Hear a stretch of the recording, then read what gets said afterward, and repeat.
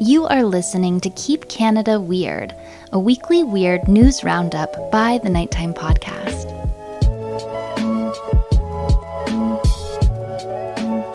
Hello, listeners, and welcome back to the weekly Keep Canada Weird discussion series. If you're new here, Keep Canada Weird is the venue in which my pal Handsome Aaron Airport and I seek out and explore the more offbeat Canadian news stories from the past week. In tonight's episode, which was recorded on the evening of April 2nd, 2023, Aaron and I defend ourselves against online accusations that our connection to the Canadian government adds bias to our work. And, of course, we get weird. We discuss a recent O Canada fail. We hear about the technological advancements that grandparent scammers are reaping the bounty of.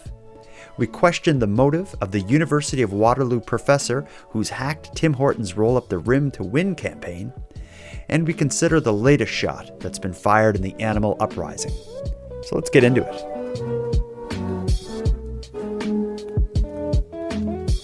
Stunning, Aaron Airport. How are you on this April 2nd in 2023 day? I am very well, very well. How are you, more importantly? I'm good. I'll tell you though, I haven't been fooled yet this year, and we're recording this one day post April Fools. Did anyone trick you? No tricks and Okay. No treats either. Oh, I don't think Actually, I did have a treat. Yes, I did have a treat. You don't really get treats on April Fool's Day, do you? No, but tricks. And Treats? I think of treats when I think of tricks. So Okay. I think you're mixing up a couple different days of the year, but I'll move past that. I was attempted tricked. My youngest child woke up and ran into the room and told me that he accidentally used the bathroom in bed overnight and asked me to change his sheets. But he also had a huge smile on his face and was kind of giggling as he said it. So, yeah. And then before I even had a chance to react, he screamed April Fools. This is at like 6:40 in the morning. So, yeah, that was my trick. Well, that's a good trick if the follow through had been there. Maybe I'll try that one on you next year, and I'll tell you I wet the bed. Yeah. Did you see any like corporate tricks? Like, like I didn't companies? see anything actually.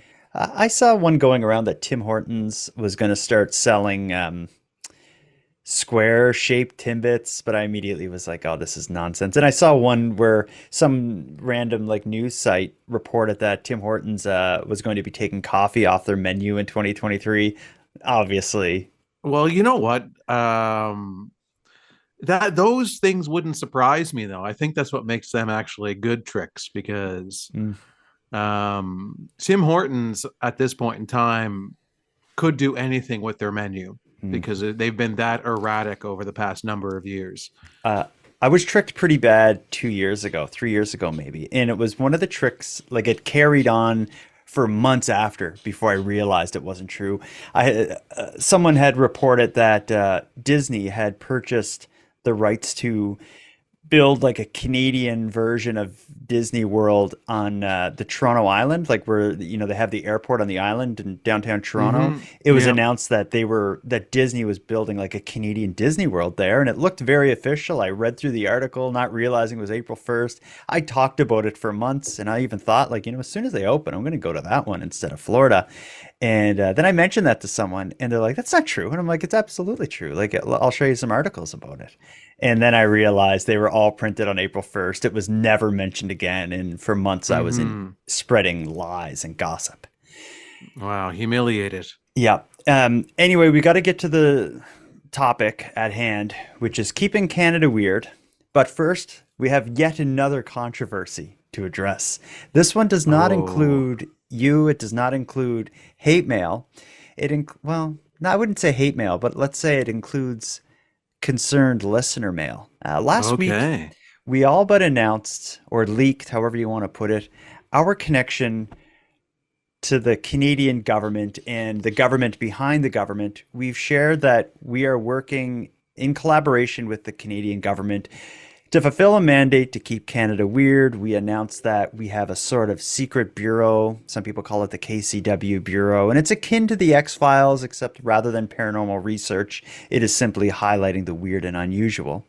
Yeah, and it's a completely secret division of the government. So We're only telling our listeners that. We're not telling anybody else. So our listeners are in on it. We're letting them know, but they've promised us to keep it secret as well. So Don't tell a soul. And that's mhm. why, a lot of people, I think, were watching the recent announcement that they did the 2023 or whatever budget the Trudeau announced, where money's going to be spent. I think some people were surprised to not hear anything about us, but you won't hear about us from official sources like No, that. when you look at the budget line, it says miscellaneous. That's us. A lot of that is us. But here's where the controversy comes in. I heard from a listener on my Facebook page that I think they maybe felt a little, I don't know, lied to. And I think they saw Nighttime and Keep Canada Weird as like an independent, transparent media source. They read or heard on the episode that we talked about a connection to the Canadian government. And I think they just, I don't know, maybe they felt a little lied to about the nature of the show. Do you want to address that? So, in terms of our relationship and connection to the federal government, um, there's no better way to change the government than from within. Hmm. So, don't tell Trudeau that I said that, and don't tell anybody else that we're part of the government. Don't repeat anything you hear on this show to anyone. Hmm. Yeah, good advice. All right. Well, that's behind us. Let's move on. We are going to be keeping Canada weird tonight and every time we do these episodes. We're going to do it with a collection of stories that I call Tim Hortons hacked, Oh Canada fails, the grandparents scam goes high tech, and an owl. But before we choose which story to begin with, we have two pieces of voicemail that I want to get into. Okay. The first one is in response to our last episode. We talked about the speeder from America in Canada whose excuse was that he mixed up kilometers an hour, miles per hour. We have an American listener who wants to give a bit of insight on what may have happened. Interesting. Okay. Yeah, so this is about the American driver in Canada. So down here in America, when the speed limit is posted, let's say 60 miles an hour, well, we go 70 and know that we're not going to get pulled over. Like cops just aren't going to pull you over for 10 over. So the whole excuse and 82 kilometers or 142 kilometers being 90 miles an hour, that kind of sounds realistic. Now the guy passing everybody, yeah, that's kind of odd, but still, I could see that being real.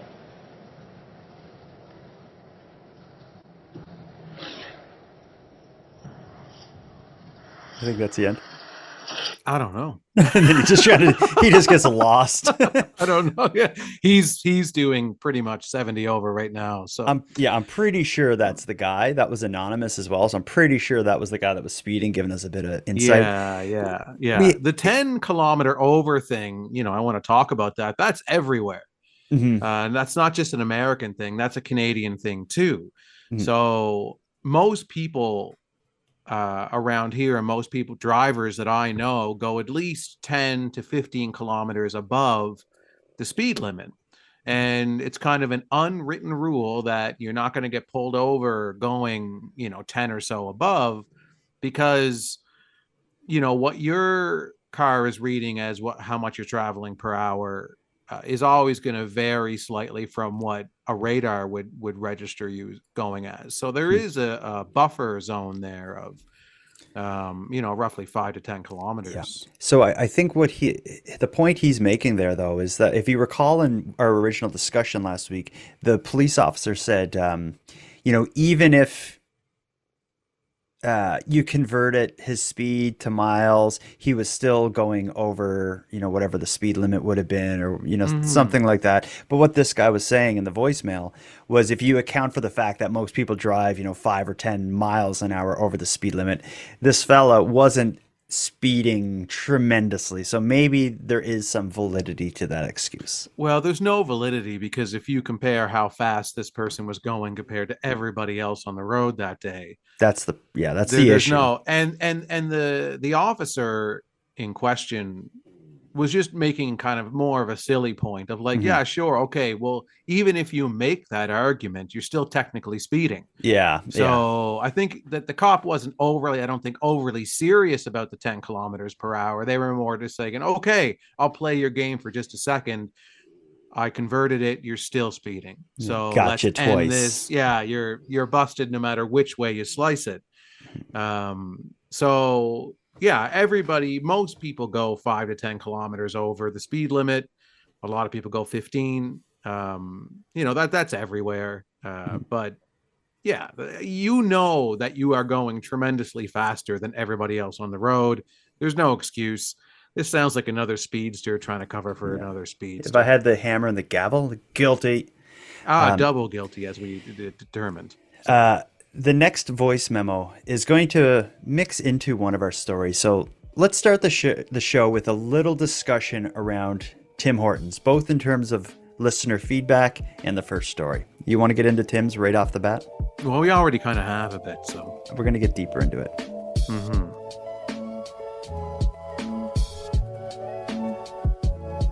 Here's a voicemail from one of our favorite callers. This is Kitty in the UK. She's been keeping us abreast of a whole sorts of things from the unique perspective of, what would you call someone from the UK? A UKer? A Brit? A Brit. Giving perspective on the issues we talk about. Turns out in hearing our discussions, she sees the risk of having Tim Hortons invading her country. So she's giving us an update on what Tim's is up to over there. Here's what Kitty has to say about it. Hi, John and Aaron. Just a little bit of Tim Hortons news over from the UK. Lots of messages this week coming up on my news feed saying there are 2 or even 3 new Tim Hortons being opened in Liverpool. I can just imagine the iconic Penny Lane sign with a Tim Hortons coffee cup sat on the top. Not great news there. Ugh. And also Timbits have been mentioned. It sounds like something I would feed my dog. Wouldn't put your dog through that. Keep Canada weird. Cheers, guys. A lot of people do feed their dogs Timbits. Like when you go through the drive-thru, if you got a dog in your car, you can roll down like the back window and the dog will stick its head out and the Tim's worker will give your dog a plain donut. Well, that's they shouldn't do that. That's not good for the dogs. No, it definitely isn't. But I think in Kitty's message, the part that resonated with me the most was this idea of the iconic scene of is it Abbey Road or whatever, where the Beatles, that photo of them crossing the sidewalk. Yeah. I'm just picturing just a couple people crossing that with Tim Hortons cups. If anyone's in that area and can capture a picture of someone with a Tim Hortons cup walking across that iconic crosswalk from the Abbey Road cover, I would love to see that. Mm-hmm. That would be a tragedy, but it's likely will happen at some day, unless the person in our next story gets their way. Okay. Before we talk about the university professor single-handedly taking down Tim Hortons. Well, not single-handedly. He's working with us. He's working with us. Whether he knows it or not, or agrees to it or not. Mm-hmm. Before we move on to what this fella's doing, anything you want to say to Kitty or about Kitty's voice memo? I just want to send my condolences to the aesthetic of your country and your cities now that the infestation has begun and is taking hold. The egregious product of Tim Hortons is making its way deeper into your country, and I apologize on behalf of all Canadians and the Canadian government now as well. Yeah. All right.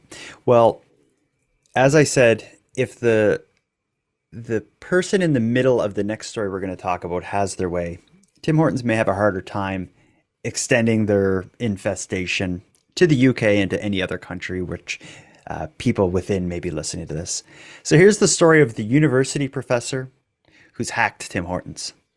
It's roll-up season at Tim Hortons, and for one stats professor at the University of Waterloo, that means it's game time. For the last 3 years, Michael Wallace has taken unique joy in using data and strategy to beat the game and win at an incredible rate. Jeff Pickle tells us why he's back at it again. For most of us who play roll up to win, the winning happens every once in a while. Probably every 4 or 5, I'll win a coffee or a donut. Maybe 1 in 3 or 4. I haven't really won. For Michael Wallace, It's a different story. When I played the roles at the best time, I won almost 80% of the time. A biostatistician, it's fair to say Wallace really enjoys numbers. His interest in roll-up started in 2020 when the contest moved from a cup to online. That opened up a lot more interesting avenues, thinking about how the contest was designed and how you as a player might be able to take advantage of it. In 2020, Wallace says he studied the rules and worked out a theory. Bought a bunch of coffees, got a bunch of rolls, saved them all up, played them at the very end of the contest, and I managed to win about 98% of the time. After his near unbeaten streak in 2020, Wallace says Tim's changed. And in 2021, Wallace was thoroughly defeated. In 2022, Wallace fought back and won at a 40% rate. This year, Wallace refined his strategy yet again. They started posting the number of prizes that people were winning as the contest went along. And by recording these data, I was able to plot and figure out an equation that told me when was the best time to play. And when Wallace's theory is simple: play when others are not.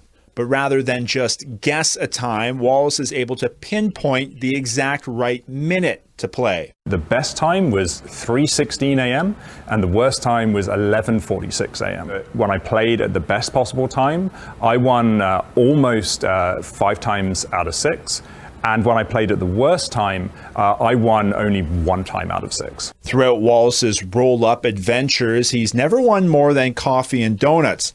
And while it may appear this is the work of a man driven by the pursuit of caffeine and sugar, as a professor at UW, his work has some academic purpose as well. So I knew that even if my strategy didn't quite pay off, I'd at the very least get a good story out of it to show my students, try and get them interested in statistics. As for Tim Hortons, in years past, they seem to not mind Wallace and his dogged pursuit of beating their beloved game, an attitude Wallace hopes will continue. At the same time, though, I am always a little bit worried that I'm going to get a letter banning me from my local Tim's. First thing I noticed, I didn't put this together until right now, hearing what Kitty said about Tim Hortons extending their reach into England and the United Kingdom. As I was listening, I noticed Professor Wallace's accent. So I looked up his bio as that was playing, and he's actually from the UK. So could this be him working for his government covertly, just like we are? I question this man. Really, I think it's really intelligent what he's done. So why do you question? Hey, no, don't. I'm not taking away the merit of what he's accomplished, but he seems to like Tim Hortons. I don't think he's trying to take them down. I don't think his motivations align with ours very much. So you think he's just drinking coffee all the time? Well, at the very end of the it? story, he says, I'm worried about getting a letter banning me from my local Tim Hortons. Well, yeah, maybe because he likes it, or maybe because that will prevent him from continuing his work. I don't know. I would need to hear more from this man. Well, like he's consuming a lot of product in order to get this done.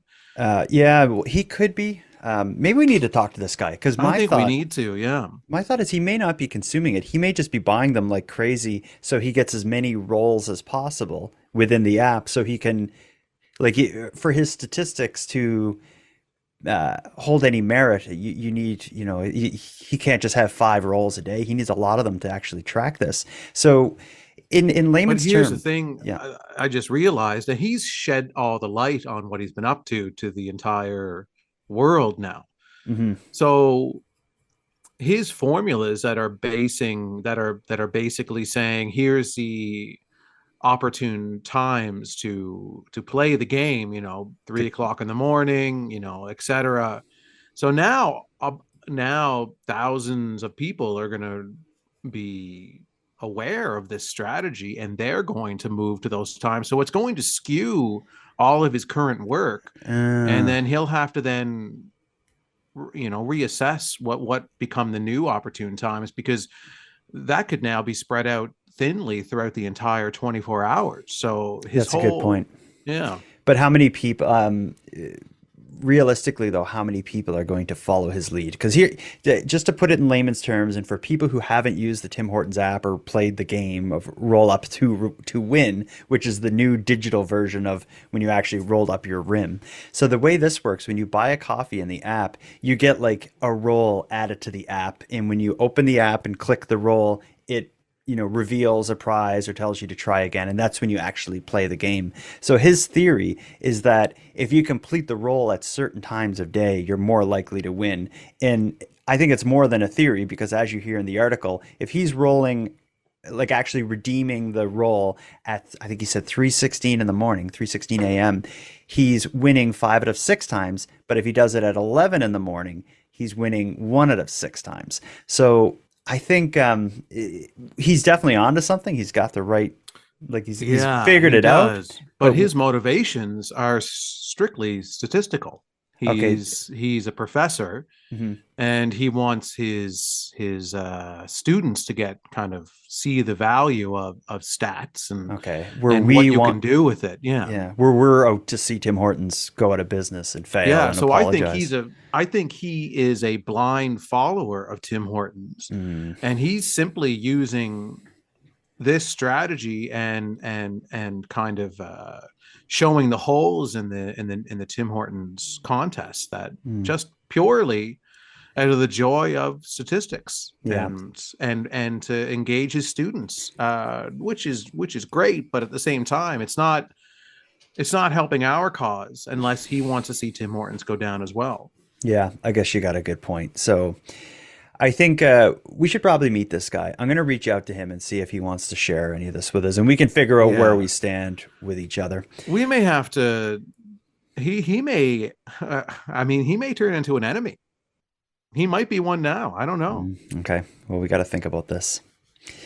Let's move on to the next story. This also involves technology being used in interesting ways. And it also harkens back to a story we covered in the past. So we talked a lot about the grandparent scam, which is, maybe you explain it, because I know you're very deep into scams. Yeah. Well, anyway, you'll know when you get scammed by me how deep I am into scams. But yeah, so basically, fraudsters are targeting elderly people, around the world, specifically Canada that we're talking about. And a lot of times they're pretending to be relatives, and relatives, in trouble, so that they're able to, over the phone, say, hey, I'm in trouble, I need money. And then these grandmothers or aunts and uncles, whatever they are, then hand money over thinking that it's for their relative when it's actually a fraudster. And there's a number of different scams that they're doing to do this. We're going to talk about a specific one tonight, but yeah. So here, this whole idea of the grandparent scam, generally it's, or at least believed to be, someone on a phone saying like, grandma, it's me, your grandson. I really need some money and I need some help. It sounds like the people behind the grandparent scam have just saw an opportunity in AI, artificial intelligence, to up their game. And a grandparent in Newfoundland fell victim to this new high-tech version of the grandparent scam. Here's what's going on. A family in Newfoundland that lost nearly $10,000 in a phone scam is warning others to be on alert. Police suspect they fell victim to fraudsters who target elderly people using artificial intelligence. CBC's Mark Quinn is in St. John's with those details. It's really a horrible story. This is a group of network of people who are taking advantage of people's kindness, and they're really targeting elderly people. And I spoke with Donna Leto, who's a woman who lives here in St. John's. And what happened with her was she got a call in December from someone who said they were her son. She believed they were her son. She said they sounded like her son. They said they'd been in a car accident and they were charged with texting while dangerous driving, and they were in jail, and they said they needed money for bail. And they put a lawyer on the phone, a person who they said was a lawyer, and that lawyer said that the family should raise $9,800 in cash and bring it to the front door where someone would pick it up.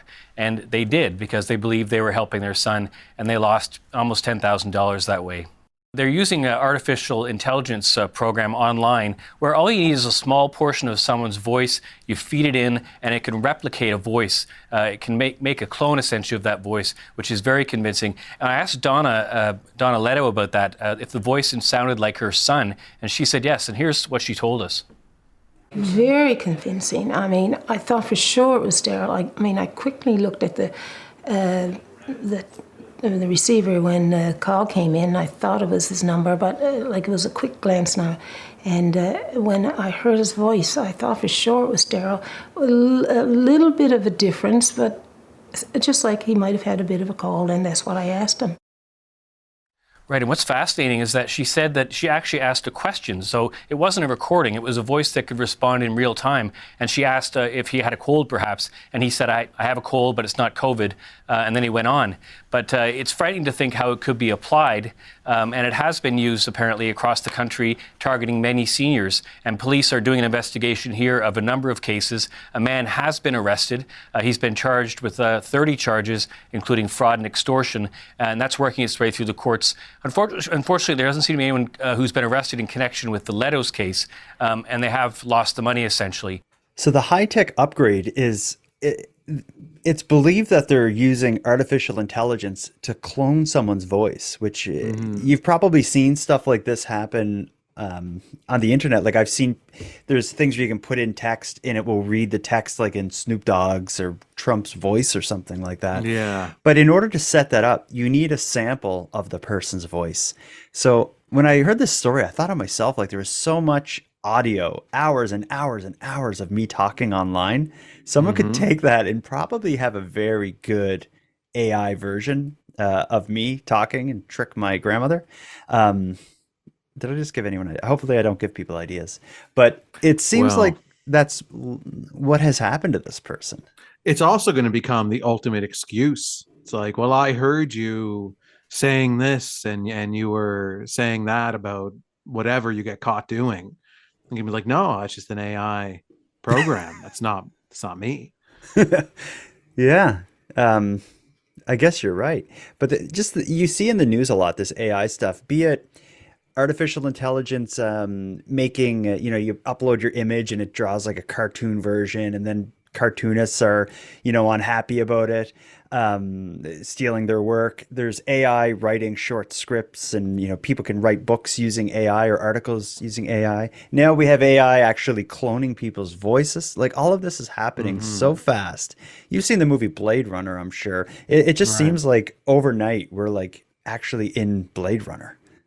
Yeah, it's really spiraling fast. And, at first, as kind of Chat GPT or whatever was kind of popping up and people were using it to do their homework and it was cute. But now it feels like this is moving faster than we can move with it.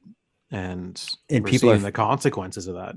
Yeah, and people are finding like interesting ways, or not interesting ways, but just powerful and kind of complicated ways to use it. Well, I just don't know who to believe. Like when something ever happens to you now, you're going to have to wonder, is this AI based scam? Like what's happening? I don't believe, my father calls me, his house is on fire. I'm like, yeah, right. AI bot. And I hang up the phone on him,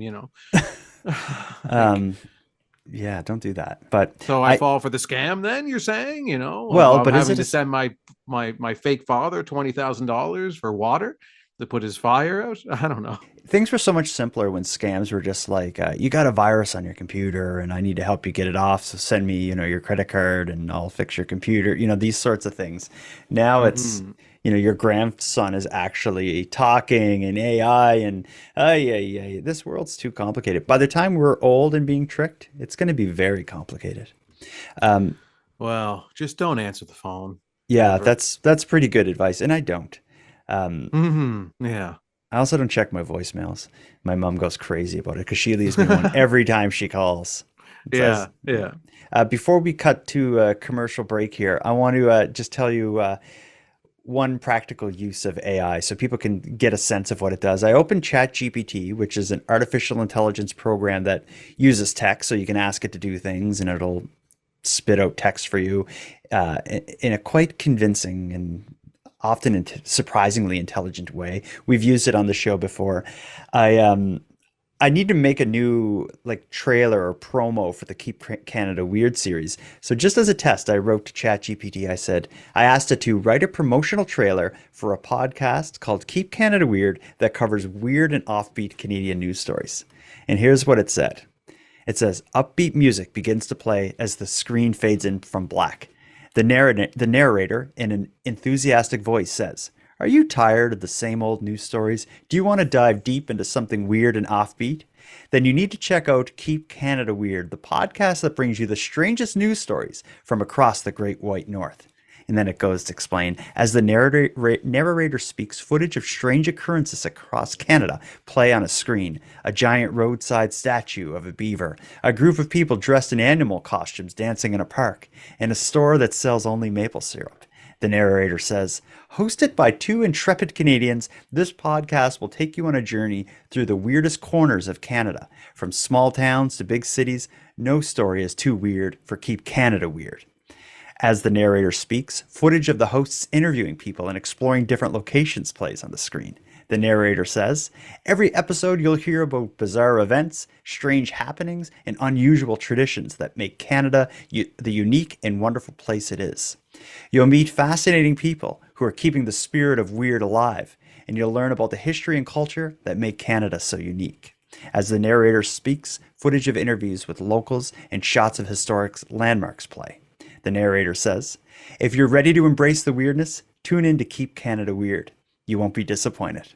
And as the narrator finishes speaking, the screen fades to black and music fades out. Wow. And That's it did good. that. I wrote it, hit enter, and that just popped up immediately. And I was like, damn it. Like, that's probably better than I would have come up with. Yeah, no, it was very good. Yeah, that's a lot better than some of the earlier things that I've seen from ChatGPT and any of the other kind of AI programs. But yeah, it's interesting. I mean, it's producing great work, and none of us are going to have jobs. Especially people who, like, I think they're called copywriters, like people who would write like short ads and kind of like promotional stuff. Like that was so easy how that came out, and I could take that and just tweak it slightly, and it'd be like a usable trailer. But let's get on to it. We got something I'm really excited about.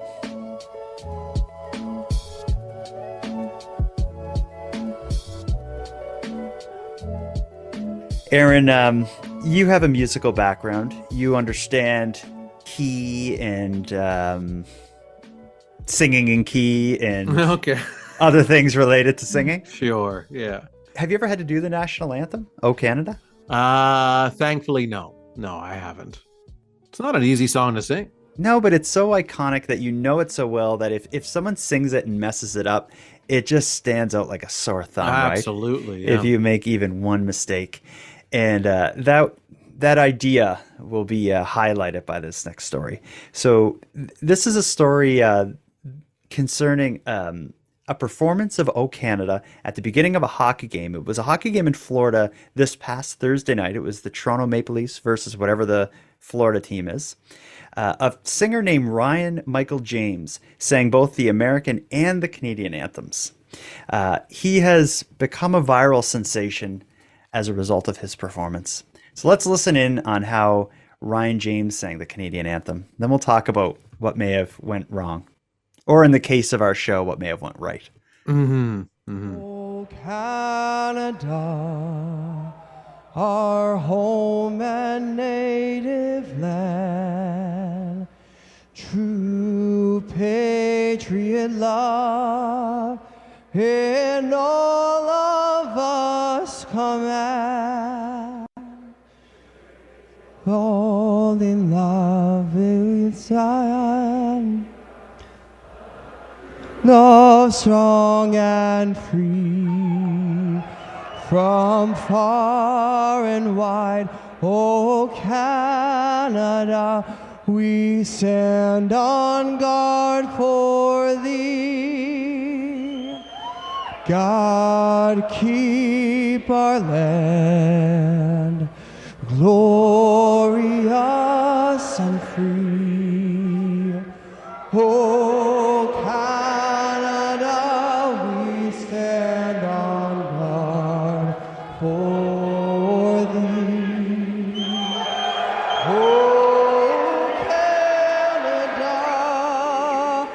stand on guard.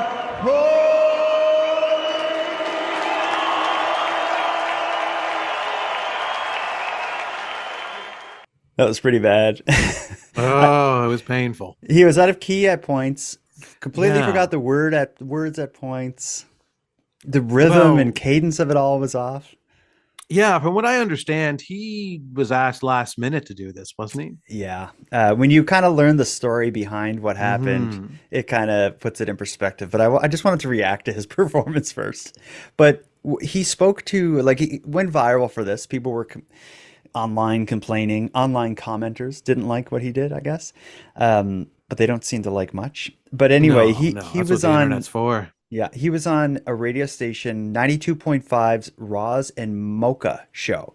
And what he explained was that he was actually a last minute replacement, only found out he was singing like minutes before he went on stage. 2 hours before, I shouldn't say minutes, 2 hours before. So he didn't know "Oh Canada," so he had 2 hours to learn the song.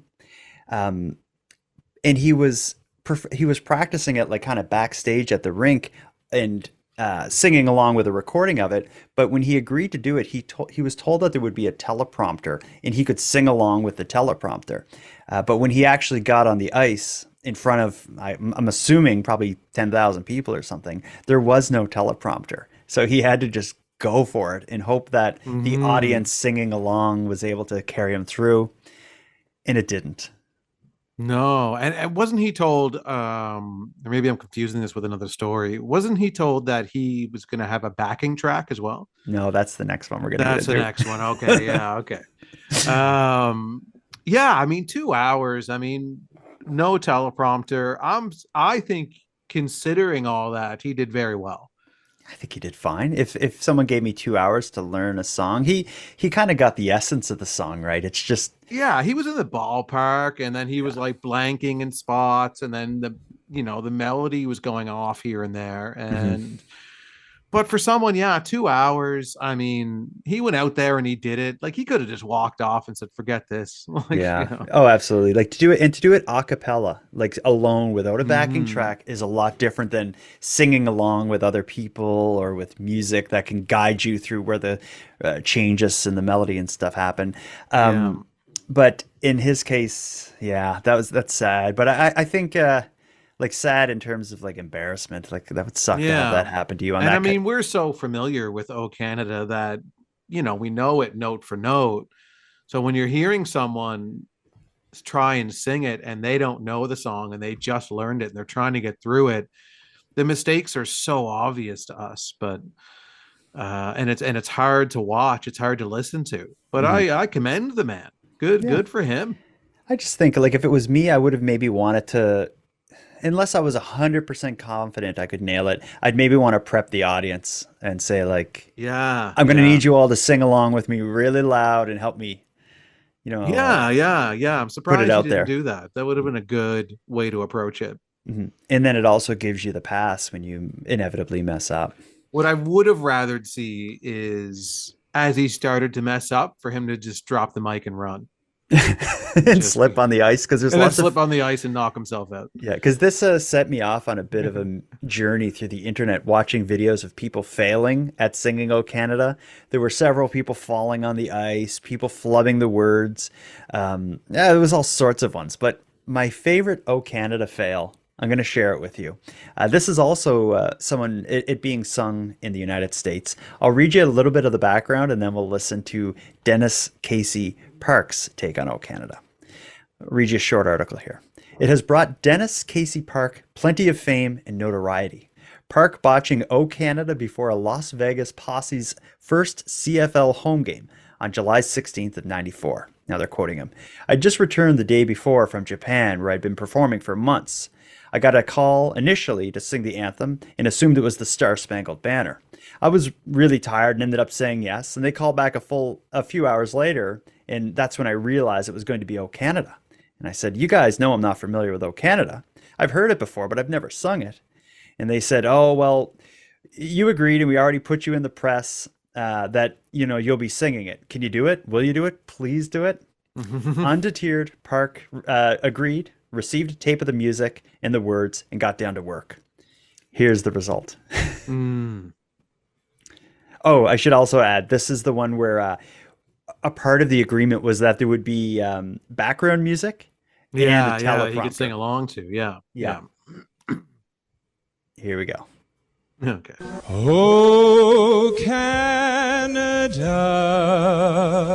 our home and native land, true patriot love in all thy sons command. With growing hearts we see thee rise, the true and strong and free. From far and wide, O Canada, we stand on guard for thee. From far and wide, O Canada, we stand on guard for thee. God keep our land glorious and free. O Canada, we stand on guard for thee.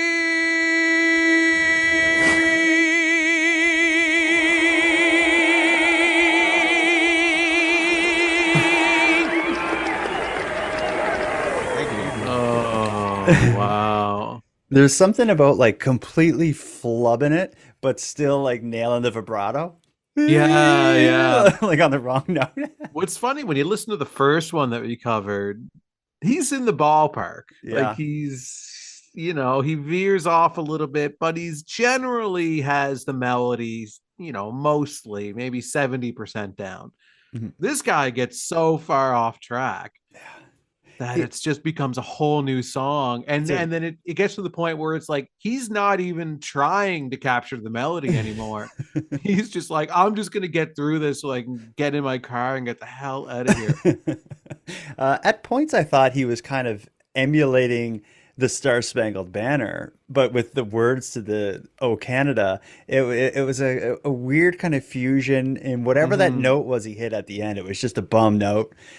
And he held it. Yeah, he just held it because he could hear people booing.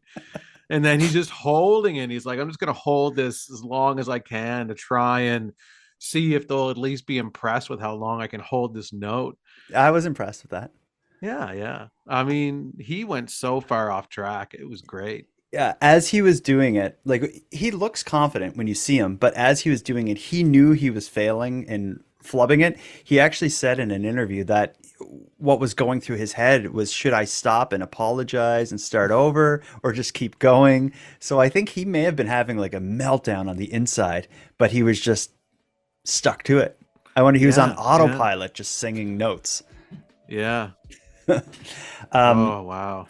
That was something. But we got something else to talk about. Mm-hmm. And this may be even darker than flubbing the national anthem in front of thousands of hockey or football fans.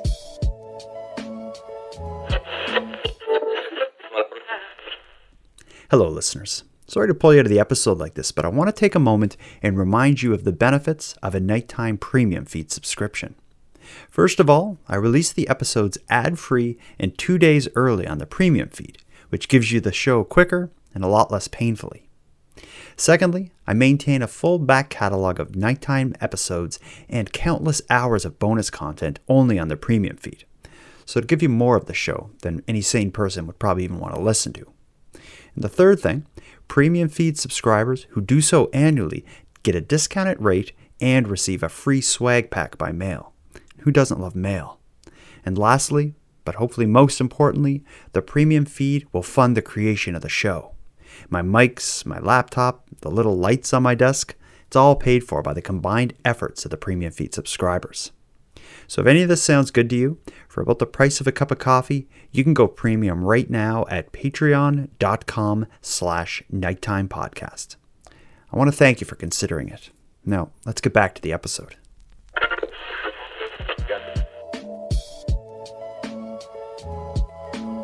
We talk a lot about something that's been going on in Canada.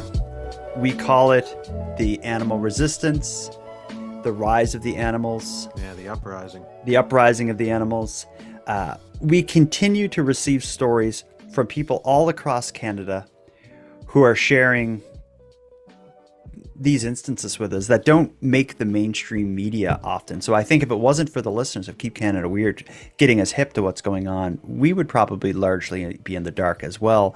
Yeah. But as the sort of like a focal point where these weird stories are passing over us, I think to us it's so obvious what's going on.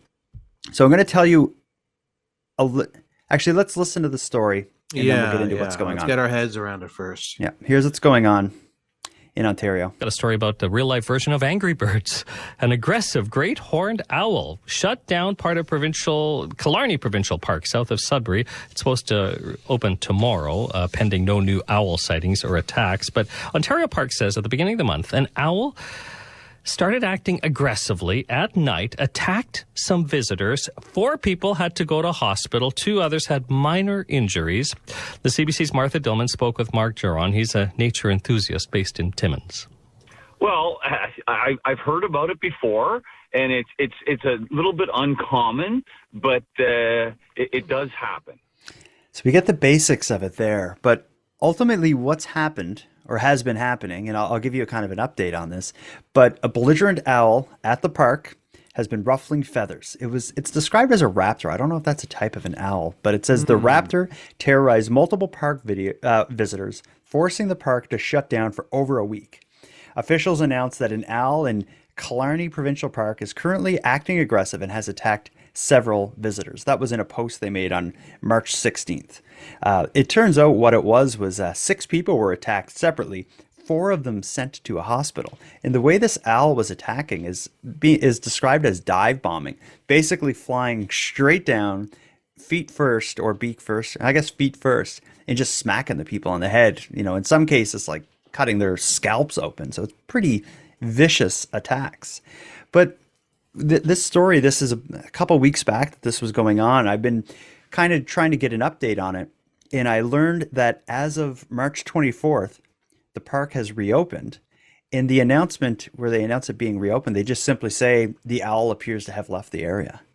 So maybe it's just that easy. The owl just left after attacking a bunch of people. He's gone to report his findings to the governing body of the animal uprising. So this owl has attacked a few humans, tried a kind of a diving method, and now the owl is gone back to the other animals to say, hey, it worked. You know, this is what happened. It worked. They were scared of me. I hurt them, and I think I can get away with more. Here's this kind of a scary quote from one of the victims. One man sustained wounds on his scalp during a late night surprise attack. And here's how he's quoted. It happened just before midnight. They're silent killers. There was no sound at all. Just a thump on the top of my head that felt like I was hit by a sharp sledgehammer. A sharp sledgehammer. So what part of the owl, if the owl is coming down head first, what part is sharp? Or is he coming down with the talons first? Feet first. That's how I originally imagined it. But then it was saying like, when they were saying like it was like dive bombing or whatever. I don't know why in my mind I pictured it coming down head first. But yeah, I think they can kind of bend in such a way that their faces are forward, but their bodies then their talons twisted, come so up. they have Because those talons, they're nasty. Yeah. You know, well, that's how owls hunt and kill. Like, you know, and I think a big enough owl could probably take a small cat. Oh yeah, well, I think a big enough owl could take out a human, as is touched upon in the Staircase documentary and TV show. We've talked about this on the show before, and that's one of the main theories, is that an owl actually got to her, and that's how she got all sliced up. Well, yeah, and without falling down the stairs, but let's just say in a field where there's like, I don't know, a couple trees, because owls are probably up in a tree shooting down at you. If you couldn't get away quick and an owl took like 3 or 4 swipes down at you, Mm-hmm. He could take you out pretty easy. Or imagine if there's 5 owls working together. Although I don't think they like hunt in packs, so to speak. No. And I They think could be it a could have threat. been, if it's not part of the uprising, it could just be simply maybe protecting its nest and just kind of thinking the humans are a threat to its eggs. I don't know. But if that was the case, I don't think it'd leave. Probably not. It But leaving tells me that this is like something akin to like vandalism. well, we don't know if it's left for sure. That's just a theory, isn't it? Well, enough that they reopened the park. That's right. That's right. Which they'll soon regret when the owl attacks again. Yeah, that sounds like the beginning of like a 70s horror movie. Yeah. Not the birds, like owls. Well, they would just call it owl. Yeah, They it's would like just it's called owl. like the town of Killarney or wherever this is. They're like, we need the money. We need the tourism money on our passes to come into the park. Like, we got to reopen. There hasn't been an attack in a week, Mayor. Let us reopen. He's like, all right. Well, the I mayor guess. never wanted to close the park to begin with. If you Yeah, take the this- Jaws approach to it. The scientists made him. Yeah. Or So her. basically, the park rangers are going to the mayor, like, we got to close the park. He's like, not during park season. We'll lose our shirts. Yeah, and now they reopened it, and it's just a matter of time. It's going to be a bloodbath in Killarney. Oh, and the mayor, what's he gonna do? Yeah, he's gonna lose his job. He's not gonna be the mayor anymore because he reopened the parks before the owls were gone. You heard it here first. Yeah, there'll be many sequels to this story: Owl 1, Owl 2, Owl 3, Owl 4, Owl 5, The Revenge. There'll be the whole. An owl takes Manhattan. Yeah, Owls in space. Owl versus Freddy versus Jason. All right. Well, I think we did it here. What was your of the stories we went through? What was your favorite? My favorite story. I like the stats story of Tim Hortons, even though I think this professor is pro Tim Hortons. I think the reason he's doing this is because he blindly consumes a product like a good Canadian should. I'm using air quotes, Could it be that he works for Tim Hortons and they identified this kind of flaw in their roll up to win campaign, and what they're trying to do is encourage more people to cash in at night so it spreads the prizes so evenly and doesn't give anyone an advantage, and by him going public like this is their plan to do that? That could be it. We don't could know. be it. Yeah, we don't know. We've got to talk to him. We've really got to get him on the show and really have him explain his motivations to us and Like in an interview? Like an interview, yeah. We need to find an investigative journalist or an interview. Yeah, okay. We're going to have to figure it out. If anyone knows where Waterloo is and how you could send an email there, let us know and we'll try to contact them. Yeah. All right. Well, Aaron, I think we've done enough. Let's wrap this up. Anything you want to say before we do so? Again, I just want to thank the Canadian government for this opportunity to keep Canada weird. Our offices are deep within the cavernous labyrinth type layer of the Canadian government. We're deep Below down Parliament. underground. No nuclear bombs can get at us as we do our work.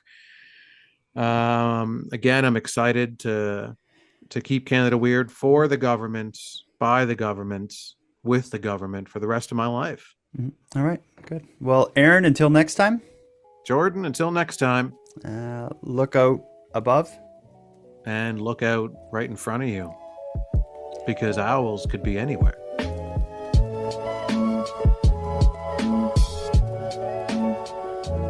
I want to thank you for helping Aaron and I keep Canada weird, but let us also call out to you for even greater support in this mission.